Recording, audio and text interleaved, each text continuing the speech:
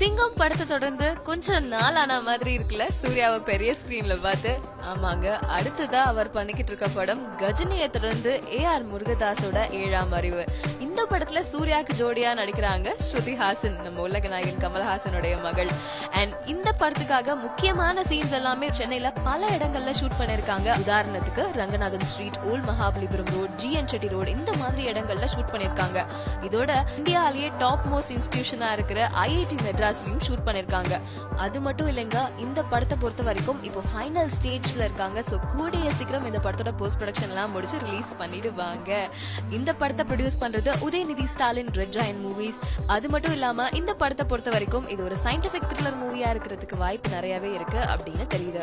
இந்த படத்துக்கு இசை ஹாரிஸ் ஜெயராஜ். அண்ட் இந்த படத்தை பத்தி எக்கச்சக்கமான டீடைல்ஸ் எல்லாம் தெரிஞ்சுக்கணும் அப்படின்னு நினைச்சீங்கன்னா எப்பவுமே stay tune to India glitz.